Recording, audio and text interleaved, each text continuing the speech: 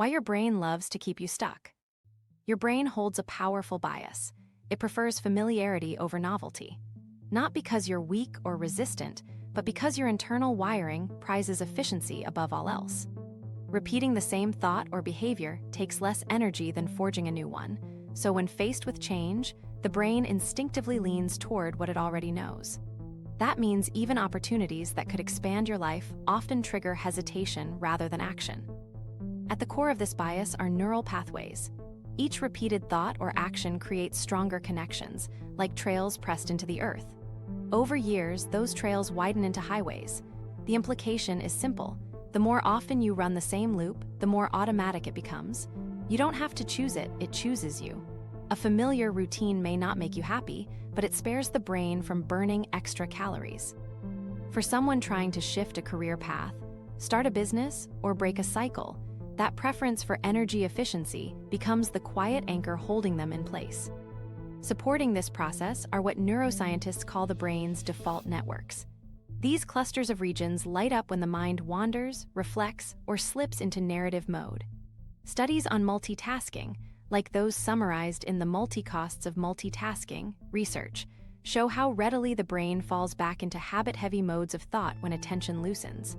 The design is not malicious, it's survival. These networks recycle the most familiar narratives because reusing material consumes less effort. If you've often thought, "I never follow through," or "this is just how my life goes," those stories become more available than alternatives. The consequence is that change feels unnatural, even when it's healthier. Then there is pruning. Throughout life, the brain trims away unused connections, like clearing out tangled brush. Neural pruning is normal and even useful. It streamlines mental resources toward what you use most. But in cycles of repetition, that efficiency comes with a cost.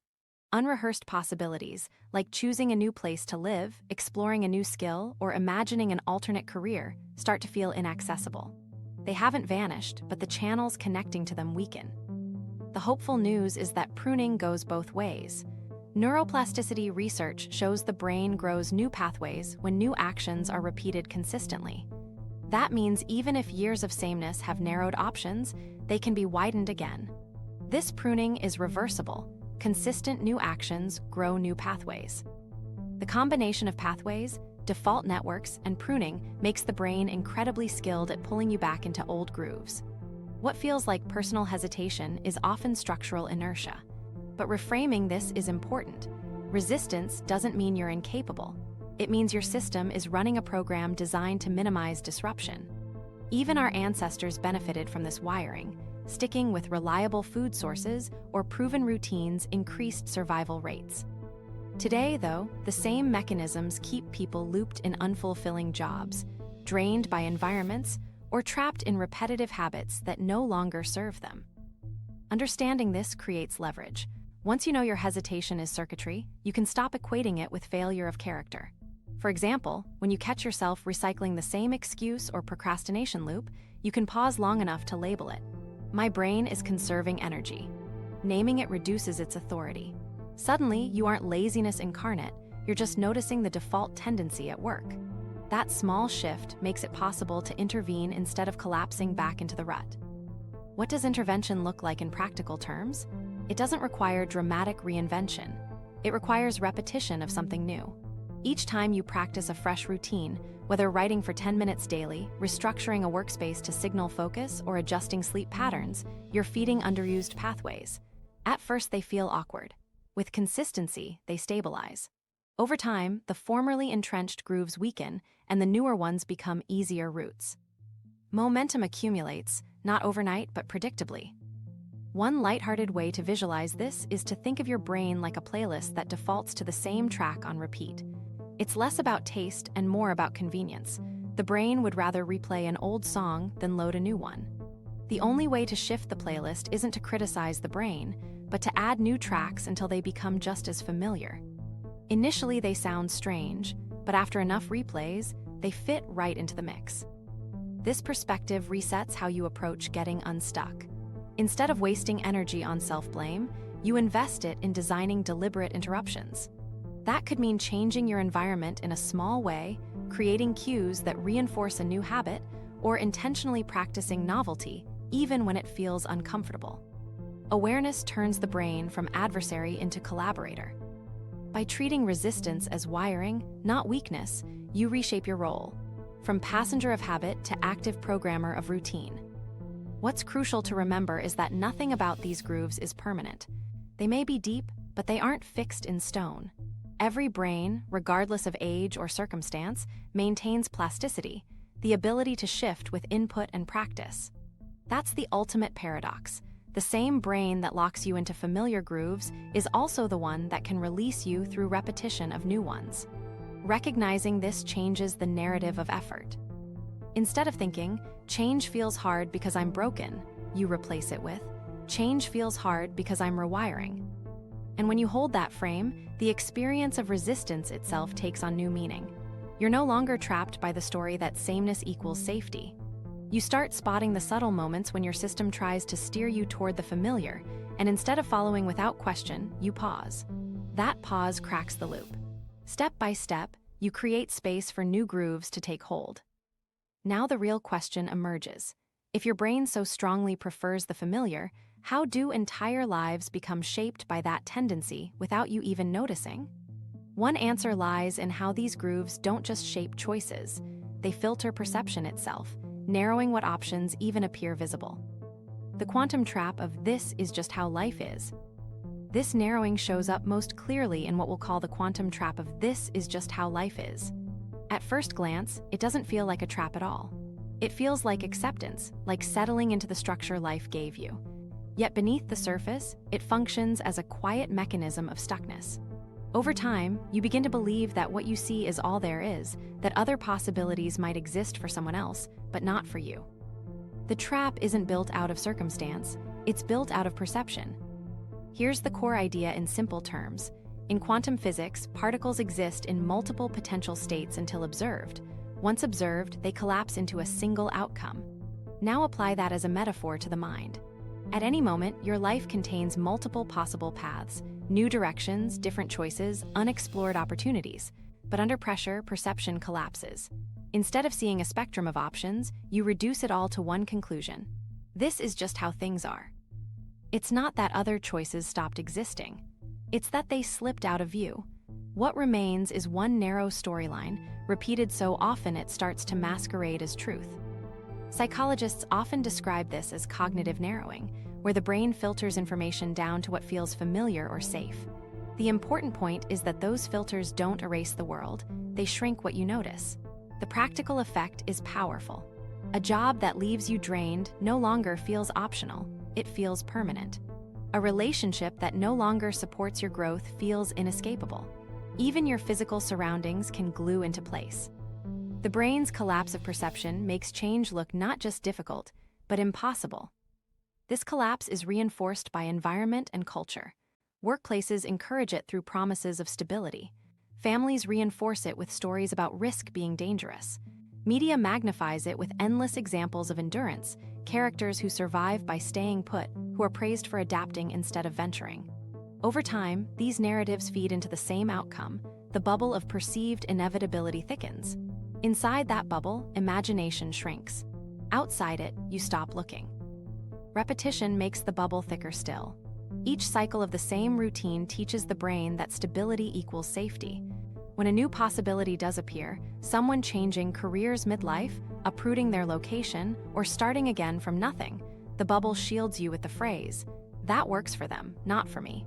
Perception collapse doesn't delete the evidence. It simply edits the meaning so the story of inevitability survives. We can see the same mechanism playing out in digital culture. Constant exposure to algorithmic feeds trains attention to recycle what's already chosen, narrowing imagination even further. A recent review of Brain Rot Discourse highlights how overuse of digital platforms amplifies mental fatigue and makes perception stickier, reducing openness to alternative perspectives. The mind ends up repeating old judgments the same way a feed repeats old preferences, showing you slivers of reality while hiding the rest just out of reach. The everyday result is limitation disguised as logic. Someone who longs to change work will quickly list 5 rational-sounding reasons it's impossible. The pay is uncertain, the market is unstable, their skills don't translate, moving is too expensive, or it's too late in life. Each reason has a thread of truth, which is why collapse feels convincing. But notice how each argument collapses toward the same conclusion: stay. The bubble doesn't offer balance, it edits what you can see until one answer remains. Meanwhile, other truths stay hidden. Skills can be retrained. Markets evolve. Satisfaction often outweighs financial fear across a lifetime, but unless you question the lens itself, those truths don't enter consciousness. That's why this trap can feel heavier than circumstance. Collapse does not tell you, you have options. Collapse tells you, you had options once but not anymore. And that voice, repeated long enough, becomes reality. People settle into jobs, locations, and relationships not because they actively choose them, but because the trap tells them no other field is open. And then years pass inside limitations that were never walls to begin with, they were just edits of perception. Recognizing that distinction changes things. It doesn't immediately erase the bubble, but it allows you to question it. You realize the thought, "this is just how life is not a reading of reality, it's a symptom of perception collapse. That realization softens its grip. Instead of concluding it's impossible, you can ask, what else might exist outside what I'm currently seeing? A single question cracks the surface because it destabilizes the supposed inevitability. It's important to stress, collapse itself is not failure, it's a default setting of the brain. Evolution favored repetition because familiarity increased survival. But what increased survival in the past now reduces growth in the present. The mind prefers to recycle what's already proven, which means possibility has to be practiced deliberately. Awareness gives you that option. You notice that collapse is just a filter, not evidence. And once you label it as filter, you create distance between you and the narrative it delivers. Culture still reinforces sameness, daily routines still pull you into grooves, and digital feeds still narrow attention. Yet your relationship to them shifts once you see their mechanics. You stop confusing what I see with what exists. Options don't disappear because you can't imagine them. They remain in play whether you acknowledge them or not. The quantum trap dissolves the moment you understand that collapsing perception is psychological, not absolute. The reality outside the bubble never left. It was waiting for you to turn toward it. Breaking that cycle doesn't demand massive upheaval. It starts smaller with interruptions. Each time you step outside the repeated storyline, even briefly, you remind your mind that collapse is not permanent. Trying a single new pattern, speaking with someone outside your usual circle, adjusting one element of your daily rhythm, questioning one assumption, restores possibilities to view. Small acts may not look revolutionary, but they work because they accumulate. Each serves as evidence that collapse can reverse. Over time, the bubble that once looked unbreakable reveals itself as temporary. This is the reframing that turns stuckness from an identity into a state. The trap is not the job itself, not the city, not even the relationship or the habit. The trap is the narrowed lens that convinced you those were the only routes available. Once you start to shift the lens, even by a fraction, different routes re-enter perception. You don't need to wait for a dramatic leap or some grand portal into freedom. What you need is a way to create cracks in the loop you already live. Those cracks prove that collapse has limits. They remind you momentum can start exactly where you are. And that recognition naturally leads to the next step. If possibility is hidden by collapse, not destroyed, the question becomes, how do you create consistent cracks large enough for new patterns to grow? The answer isn't sweeping reinvention. It starts much smaller, with daily micro-interruptions that slowly weaken collapse, until freedom stops being a theory and starts being an experience. Breaking the loop with micro-shifts. Breaking the loop begins not with dramatic upheaval, but with something much smaller, micro-shifts. These are deliberate, repeatable interruptions of routine that retrain the brain, not through force, but through subtle pivots. The value of a micro-shift is not in its size. It's in how it sneaks past resistance and builds fresh neural pathways through repetition. Instead of trying to overhaul your entire life overnight, you focus on one small adjustment that tilts you out of autopilot. That's the power of micro-shifts. They create leverage without triggering the brain's defenses. Start with something almost invisible. Stand during one meeting instead of sitting. Neurologically, this introduces novelty into posture and movement, activating slightly different brain circuits than the slouch default.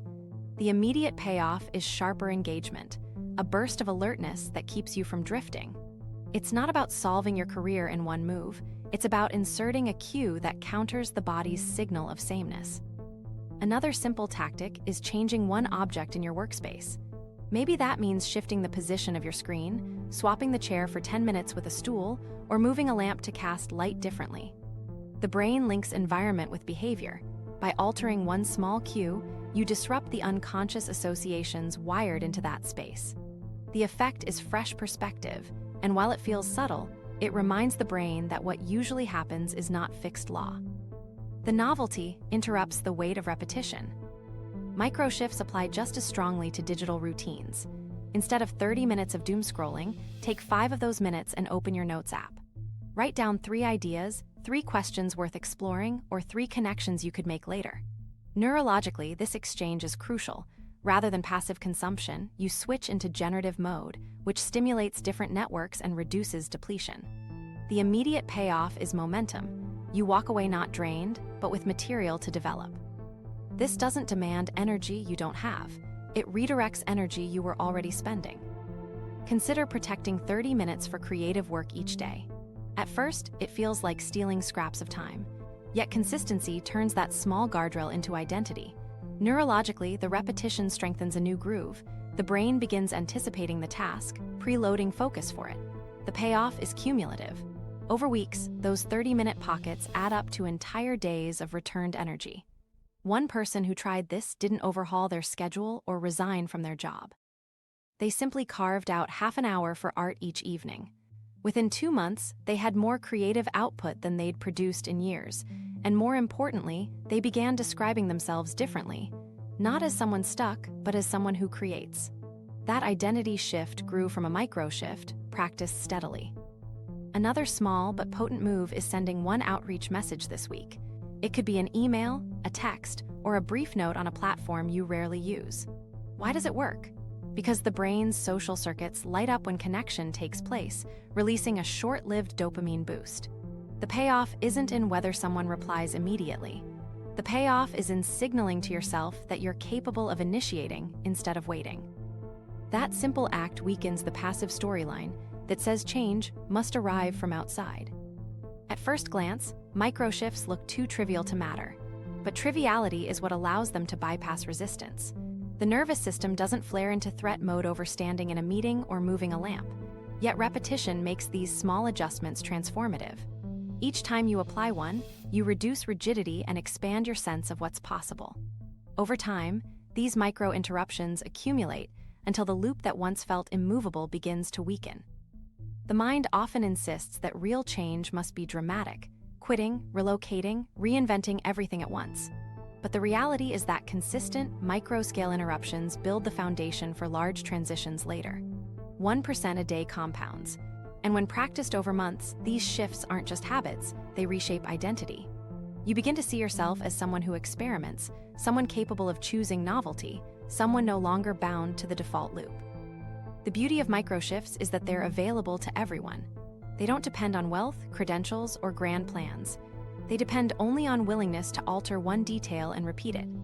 A standing meeting, a repositioned object, a burst of creative time, a redirected 5 minutes on your phone, a small act of connection. They're simple, but precise. They teach the brain that sameness is not inevitable, that possibility is already woven into the smallest details of your routines. Here's a challenge to anchor this. Choose one micro-shift now. Not tomorrow, not later, right now. Pick one of these examples and commit.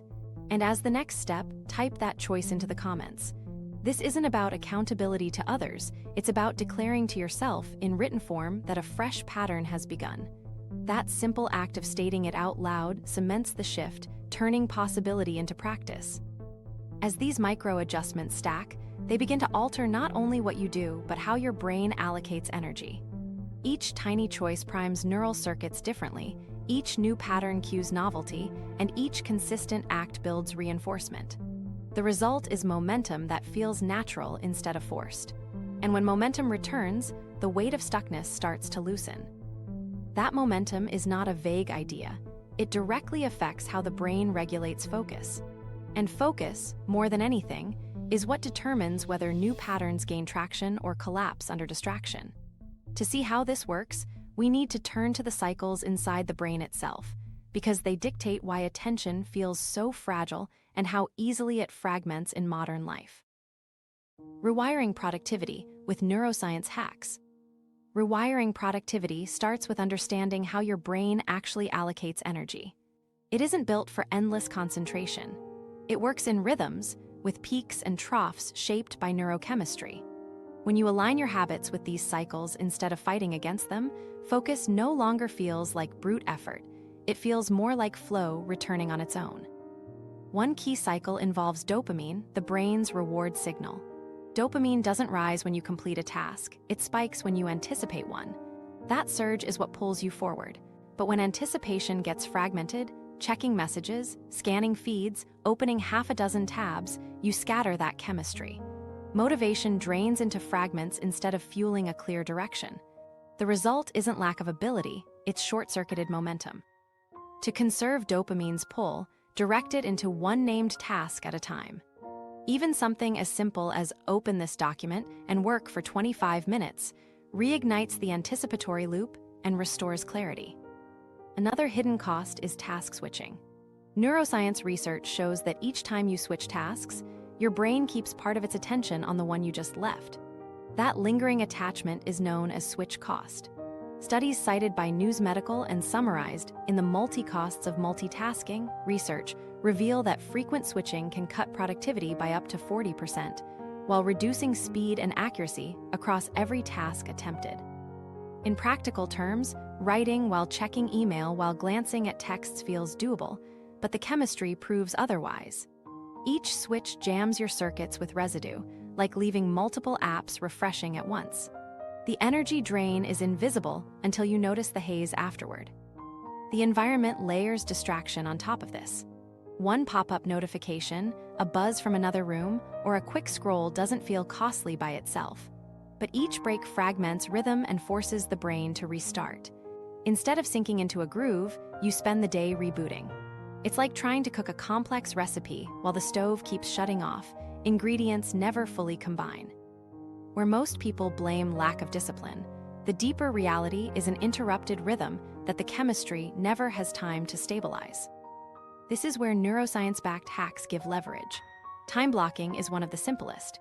A contained window of focus, whether 25 minutes Pomodoro style or a longer ultradian block of 60-90 minutes, works in two ways. First, the boundary feels safe to the brain. You're not promising to grind until exhaustion, only until the timer rings. That reduces resistance. Second, science shows these blocks align with natural focus cycles or ultradian rhythms. Neuroscience voices like Andrew Huberman reinforce this. Concentrated effort followed by deliberate rest matches how the brain genuinely performs at its best. The payoff is sharper focus, less mental drag, and tasks that feel achievable instead of endless. Circadian timing is another recalibration. Your energy doesn't stay flat throughout the day, it ebbs and peaks. Most people are sharper in the late morning and early evening, naturally aligned with biological rhythms. Yet many try to force demanding work at their lowest points, late afternoon for instance, when focus predictably slumps. By aligning your hardest tasks with natural peaks, you respect the system rather than fight it. Neurochemistry rewards that respect with improved efficiency. What might take 3 hours of forcing in a dead zone could shrink to 1 hour in a peak zone, with less strain attached. Novelty also serves as a reset tool. Rather than letting random distractions intrude, you can insert intentional pattern breaks. Move for a few minutes, change the lighting in your space, listen to a new song, even take a quick walk. The brain favors novelty, it re-engages circuits dulled by repetition. This is what we might call positive interruption. Instead of distractions stealing attention, you design resets that refresh it. Without that, your energy declines steadily until you burn out. With deliberate novelty, you curve the line upward again. To visualize this, picture your brain like a smartphone with far too many apps open in the background. Notifications ping, games run half-loaded, updates refresh constantly. Nothing crashes outright, but the phone gets slower until every action drags. That is essentially task-switching costs inside a human brain. Closing just a few tabs, mindfully removing some of those drain points, can restore speed almost instantly. The difference isn't willpower, it's system load. Micro-actions make these hacks stick. 3 stand out. First, set one time box today, 25 minutes minimum, with all other tabs and notifications closed. Second, put your phone on Do Not Disturb for at least one cycle. That preserves dopamine for the one task instead of scattering it. Third, schedule your hardest task during your natural peak. If that means shifting deep work to 10 a.m. instead of 4 p.m., you'll notice the speed difference immediately. These steps require almost no planning, but they reroute entire days. Case examples make the point clearer. One person who committed to 25-minute blocks early in the morning discovered the day felt lighter overall, even though the workload hadn't changed. Because residue didn't pile so heavily, they finished key tasks faster and carried none of the mental fog into the evening. Another person shifted their writing practice from late evening to mid-morning. The difference wasn't in what they wrote, it was in how long it took. What once stretched painfully across 2 hours compressed into 40 minutes, and fatigue lifted. These are not massive reinventions, they are neuroscience-aligned timing adjustments that compound daily. What emerges from this reframing is a simple truth. Focus is not strictly mental toughness. It's chemistry designed to work in rhythms. Build your structure around those rhythms and suddenly productivity feels smoother, not because you became stronger, but because you stopped fighting cycles that already existed. Redirect dopamine instead of depleting it. Limit switches to stop bleeding accuracy. Match tasks to peaks instead of valleys. Introduce novelty resets instead of random interruptions.